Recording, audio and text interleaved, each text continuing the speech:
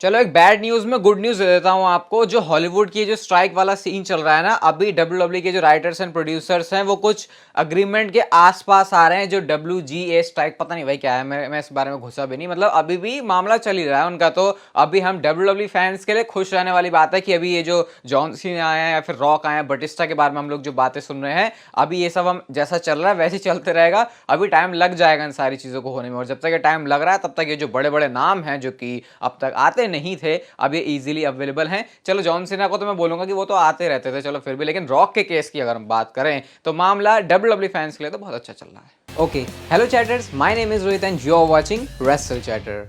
Welcome है guys आपका voice of wrestling के एक और नए एपिसोड में। और आज जिस चीज से हम लोग शुरुआत करने वाले हैं वो बिल्कुल भी अच्छी नहीं है, क्योंकि AEW इंटरनेशनल चैंपियनशिप को जब ग्रैंड स्लैम में डिफेंड कर रहे थे AEW के शो में, तो जब पायल ड्राइवर लगाया रे फिनिक्स ने, ये कुछ ऐसा सीन हुआ इस मैच में जो प्लान नहीं था बिल्कुल भी, और काफी सीरियस रहा, और हो सकता है आने वाले टाइम में और भी सीरियस हो और कुछ अच्छी बात हमको ना सुनने को मिले, जो कि मैं बिल्कुल नहीं चाहूंगा कि ऐसा हो। तो मैं आपको पूरा सीन बताता हूं क्या होता है। अपनी चैंपियनशिप को डिफेंड कर रहे थे जॉन मॉक्सली इस मैच में, और रे फिनिक्स ने अपना पाइल ड्राइवर लगाया, जिस पर रेफरी ने 1 काउंट किया, 2 काउंट किया और 3 काउंट रेफरी ने नहीं किया, और ना किकआउट हुआ। अब जब किकआउट नहीं हुआ तो रेफरी को 3 काउंट पूरा करना चाहिए था। तो इससे हम लोग समझ सकते हैं कि मैच का जो फिनिश है वो डेफिनेटली कुछ अलग था, और रेफरी को इसलिए वो बात पहले से पता थी, इसलिए उसने जो है 3 काउंट नहीं किया। लेकिन उसके ठीक बाद रे फिनिक्स फिर से उठाते हैं जॉन मॉक्सली को, और फिर से वो पाइल ड्राइवर लगाते हैं। और दोनों बार जब उन्होंने पाइल ड्राइवर लगाया तो ये देखा जा सकता था कि जो जॉन मॉक्सली का हेड है वो शायद कैनवस पे बहुत गंदी तरीके से लग रहा है।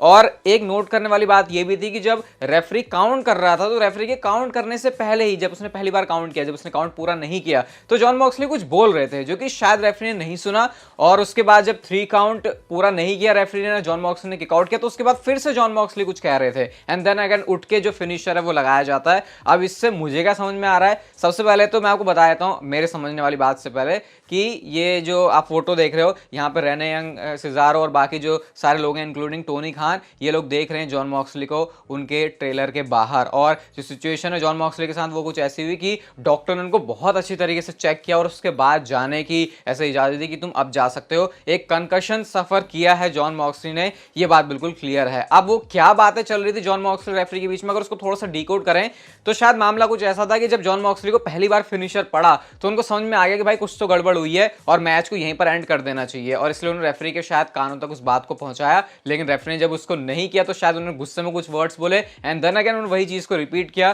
फिनिशर लगा, और इस मैच में जो चैंपियनशिप है वो अब रे फिनिक्स के पास जा चुकी है। अभी कल वाली वीडियो के अंदर ही मैं बोल रहा था आपसे कि ये जो जॉन मॉक्सली उन्होंने खुद बोला है कि उनकी जो बॉडी और बोन्स में, जॉइंट्स में, वो 72 साल के आदमी की जैसा फील करती है, जिसकी वजह से उनका करियर डेफिनेटली शॉर्ट होगा। अब ऐसे ऐसे सीरियस, मतलब ये तो खैर एक फिनिशर ही था, लेकिन जैसा रेसलिंग स्टाइल है जॉन मॉक्सली को, आई थिंक उनको अपनी लाइफ को यार अब इस पॉइंट पे सीरियसली लेना चाहिए, क्योंकि नाम बहुत वो कमा चुके हैं। अब इससे ज्यादा और नाम क्या ही कोई इंसान कमाएगा, तो थोड़ा बहुत यहाँ पे सेफ रहने की जरूरत है। होपफुली अब जो मैं आपको नेक्स्ट भी बताऊंगा जॉन मॉक्सली के बारे में वो बहुत पॉजिटिव होगी। लेकिन चलो एक खुशी, एक चेहरे पर आपकी मुस्कान आई उस चीज को जान के। आज जब ग्रैंड स्लैम में मैच था जॉन मॉक्सली का, तो उस टाइम पर जो क्राउड है वो सेथ रॉलिंस का जो थीम सॉन्ग है उसको गा रहा था, तो एक इंटरेस्टिंग मूवमेंट था इस मैच से। होपफुली सब कुछ अच्छा हो जाए जॉन मॉक्सली के साथ। हम चलते हैं गाइस अपनी अगली स्टोरी की तरफ, और ये भी अच्छी नहीं है, लेकिन चलो पहली वाली अच्छी नहीं थी, आपको सुन के ही मजा नहीं आएगा, लेकिन शायद ये अच्छी नहीं है उसके बावजूद आपको सुन के इसको मजा आएगा, क्योंकि विंस मैकमैन से रिलेटेड है, हमारे करतूतें करने वाले विंस मैकमैन से रिलेटेड है। तो भाई अभी मैंने आपको कल वाली वीडियो में बताया था कि ये जो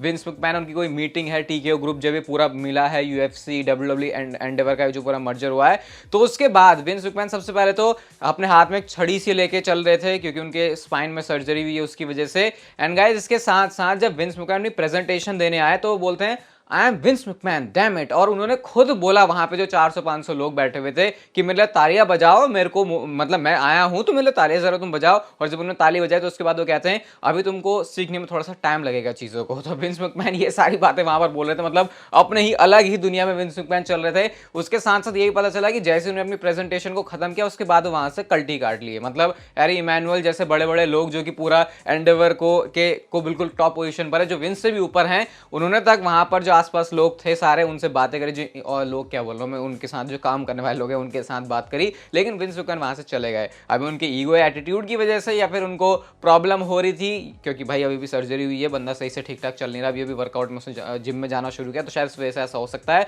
और उससे भी बड़ा बवाल जो कि विंस मैकमैन को शायद लैंड कर सकता है जेल में, हाँ भाई सही सुन रहे हो, ये टीकेओ ग्रुप या फिर एग्जीक्यूटिव चेयरमैन बनना तो दूर की बात, वो दुनिया में बाहर सही से चल रहे, इसकी भी नौबत उनके लिए आ सकती है। क्योंकि एलए टाइम्स ने इस बात को रिपोर्ट किया है कि इस समय फिर से इन्वेस्टिगेशन चल रही है विंस मैकमैन के लिए, और जो उनको फेस करवा सकती है क्रिमिनल और सिविल लायबिलिटीज, यानी कुछ ऐसे कांड विंस मैकमैन के जो कि उनको ना सिर्फ उनकी जो पोजीशन है इस समय टीकेओ ग्रुप में या फिर डब्ल्यूडब्ल्यूई के अंदर उनसे वंचित करेगी, बल्कि अपने लाइफ में बहुत सारी प्रॉब्लम्स उनको हो सकती हैं, और इन सारी चीजों की वजह से जो उन्होंने फायदे उठाए हैं या पैसे कमाए हैं वो भी विंस मैकमैन से वापस लिए जा सकते हैं। ये विंस मैकमैन का नाम मुझे लगता है जब तक है तब तक कंट्रोवर्सीज, ये सारे कांड उनके साथ जुड़े रहेंगे, और मुझे तो लगता भी नहीं विंस मैकमैन को सच में इन चीजों से कोई फर्क पड़ता, क्योंकि उन्होंने इतना कुछ देख लिया, कहते चल ये नई चीज आई है इसको भी झेल लेंगे, और एट द एंड पता नहीं ऐसा होता कैसे है कि विंस मैकमैन के ऊपर चाहे कारनामे हो जाएं चाहे कुछ कांड हो जाएं वो सेफली बाहर निकल के आ जाते हैं,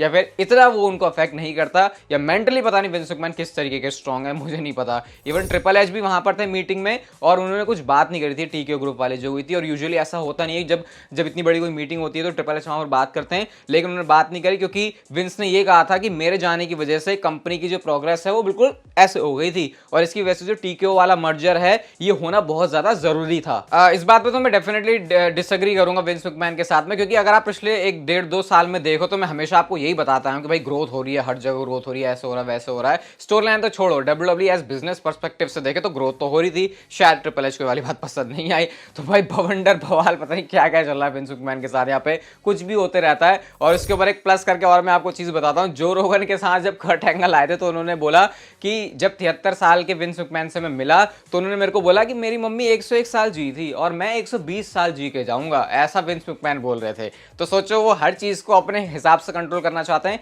यार आपको सारी नेगेटिविटी शायद नजर आ रही है कि विंस मैकमैन के अंदर इन सारी बातों से ऑब्वियसली दिख भी रहा है, लेकिन एक पॉजिटिव चीज है जो कि मुझे लगता है विंस से सीखनी चाहिए। भाई पूरा दम लगा दो, पूरा दम झोंक दो, अपना पूरा सब कुछ लगा दो, कहीं ना कहीं तो पहुंच जाओगे। तो विंस मैकमैन आई थिंक इसी मेंटालिटी के बंदे हैं, और डब्ल्यूडब्ल्यूई कंपनी अगर आज इस जगह पे आई है तो इसमें 100% रोल विंस मैकमैन का है। भले ही स्टोरी लाइन ये सब तो मतलब अलग बात है भाई, एक बिजनेस पर्सपेक्टिव से देखें तो विंस मैकमैन नेक्स्ट लेवल पर लेके गए चीजों को। तो विंस के बारे में एक पर्सन के तौर पर, एक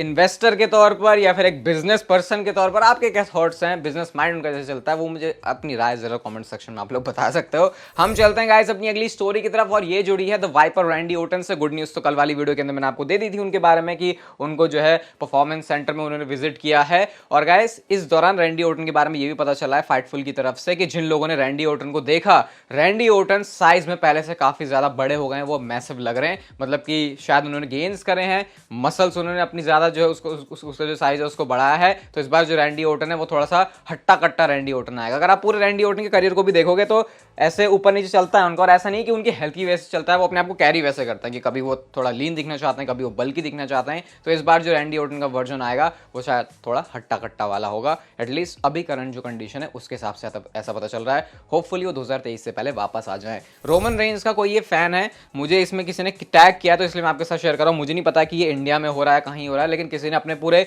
फोरआर्म के ऊपर ही जो है हमारे रोमन रेंज उनका टैटू बनवा दिया है। तो ये बहुत बड़ी बात है भाई, किस लेवल का जो क्रेज होगा रोमन रेंज के लिए इस बंदे का कि उसने जो पूरा का पूरा टैटू है वही बना दिया। अगली स्टोरी कर्ट एंगल से रिलेटेड है, और ये स्टोरी आपको बताने का रीजन ये भी है कि भाई अपनी हेल्थ का बहुत ज्यादा ध्यान रखा करो। कर्ट एंगल ने ये बोला कि उनको अपनी जो पिंकी फिंगर है वो फील नहीं होती है, और साथ में ये भी बोलते हैं कि एक टाइम पर उनके जो आर्म का साइज था वो 18 से 19 इंचेस था, वो 15 इंच रह गया है। उनकी हाइट, उनकी लंबाई हर जगह से घट गई है उनकी सर्जरी की वजह से। उनकी चेस्ट में एक मसल है जो कि अब डेड हो चुकी है, उनकी काफी सारी नर्व्स है जो कि डेड हो चुकी है, 5 से ज्यादा सर्जरी उनकी हुई है, जिसमें से कोई भी सर्जरी पूरी तरीके से मतलब सक्सेसफुल तो थी कि चलो बाहर निकल के आ गए अच्छे से, लेकिन उसने अच्छे से वर्क नहीं किया। अभी एक और नेक फ्यूजन उनको सर्जरी होने वाली है, तो कर्ट एंगल डेफिनेटली रिंग तो हिट नहीं करने वाला, और ऐसे में भी अगर उन्होंने रिंग में आके लड़ने का जौहर दिखा दिया, फिर साहस दिखा दिया, तो भाई फिर तो मैं क्या ही बोलूं, मतलब कर्ट एंगल ने जब अपने टूटी हुई गर्दन के साथ जो है ओलंपिक गोल्ड मेडलिस्ट वो बने थे, तो भाई पता नहीं क्या मेंटालिटी होती है यार दुनिया में कुछ लोगों की, इसीलिए सुपर ह्यूमन की कैटेगरी में उनको रखा जाता है। तो भाई थोड़ा देखो, हम तो लोग तो काफ़ी अच्छे हैं, हमको तो कोई प्रॉब्लम नहीं है, तो इस हेल्थ को ऐसे मजे में मत लिया करो, अच्छा पीना खाया करो और जो गलत चीज़ें उनसे दूर रहा करो। अगली स्टोरी की तरफ हम लोग चलते हैं और ये जुड़ी है ब्रॉक लेसनर से। बहुत टाइम से ब्रॉक लेसनर के बारे में बात नहीं हुई थी, तो जरा बता देता हूँ आपको। वैसे इतना कुछ नहीं है बताने के लिए, लेकिन ओरिजिनली क्राउन ज्यूल जो प्रीमियम लाइव इवेंट होने वाला है वहां के लिए ब्रॉक लेसनर शेड्यूल थे, लेकिन उनकी इंजरी की वजह से अभी डब्ल्यूडब्ल्यूई में ब्रॉक लेसनर के बारे में कोई भी बातें नहीं हो रही। और जब मैं आपको ये बता रहा होता हूं ना कि डब्ल्यूडब्ल्यूई में बैक स्टेज कोई बातें नहीं हो रही, तो उसका मतलब ये नहीं है कि ब्रॉक लेसनर को भूल गए हैं। इसका मतलब ये है कि स्टोरी लाइन में क्रिएटिवली अभी उनके लिए कुछ प्लान्स ही नहीं है, तो उनको अभी ठंडे बस्ते में रखा हुआ है। जब दोबारा से रॉयल रंबल का सीजन हिट करेगा, रोड टू रेसलमेनिया आएगी, उस टाइम पर दोबारा से ब्रॉक लेसनर आएंगे, क्योंकि डब्ल्यूडब्ल्यूई ने एडवर्टाइज किया हुआ है ब्रॉक लेसनर को रेसलमेनिया 40 के लिए। नेक्स्ट हम बात करते हैं रॉयल रंबल के विनर्स के बारे में। तो अभी इस समय आप लोग टॉप 10 सुपरस्टार की लिस्ट देख सकते हो, जो कि मैं आपको दिखाऊंगा नीचे से। नंबर 10 पर नाम है सोलो सिकोवा का, उसके ऊपर नाम आता है रोमन रेंस का। यहां भी रोमन रेंस पीछे नहीं रहे, रैंडी ओर्टन भी आते हैं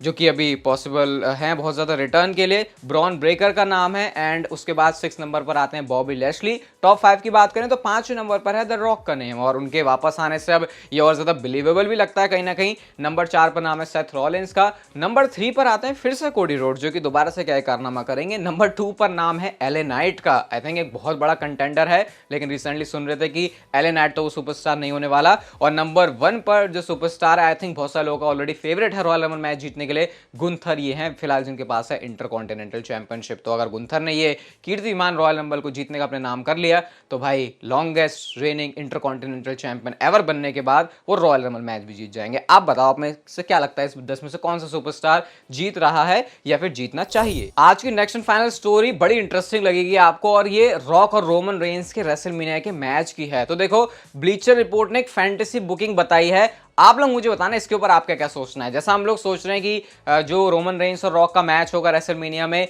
उस मैच में चैंपियनशिप ऑन द लाइन होगी, लेकिन यहां पर इनका कहना यह है कि पहले ही इस मैच से रोमन रेंस टाइटल ड्रॉप कर देंगे कोडी रोड्स को, और इसकी वजह से रॉक आकर कन्फ्रंट करेंगे रोमन रेंस को कि भाई तू क्या हमारी फैमिली का स्टेटस लेके जाएगा, तू क्या ट्राइबल चीफ है, तुम्हारी फैमिली की जो इज्जत है, जो मैंने समोन पूरी बनाई थी, पूरा जो मैं अपनी इतनी लेगेसी लेके चल रहा था, तूने उसको ही बर्बाद कर दिया। और इन सारी चीजों में solo Sikoa and Jimmy Uso उनके साथ होंगे। एंड देन एक नॉन टाइटल मैच के लिए Roman Reigns and the rock का मैच होगा रेसलमेनिया में, और इससे फायदा ये होगा कि कोडी रोड्स के पास वो चैंपियनशिप भी आ जाएगी, और उसके बाद डब्ल्यूडब्ल्यूई रॉक और रोमन रेंस का नॉन टाइटल मैच करेगी, जो कि एक अनप्रिडिक्टेबल नेचर डालेगा इस मैच में। क्योंकि बहुत सारे लोगों का ऐसा मानना है कि यार अगर रोमन रेंस और रॉक के मैच में चैंपियनशिप है, तो ये बात तो बिल्कुल ऑब्वियस सी लग रही है कि शायद ही रॉक इस मैच को जीतेंगे। लेकिन अगर सोचो, टाइटल ऑन द लाइन नहीं है, लेगेसी ऑन द लाइन है, ट्राइबल चीफ का सिर्फ और सिर्फ स्टेटस ऑन द लाइन है, जो कि रोमन रेंस क्लेम करते हैं कि वो है, और रॉक कहेंगे कि मैं इतना टाइम से नहीं था, तो तू क्या अपना सस्ता वाला ट्राइबल चीफ बन के बैठा है। और उधर रॉक और उधर जो कोडी रोड्स हैं, उनके पास भी चैंपियनशिप आ जाएगी कुछ इज्जत से। ऐसा नहीं कि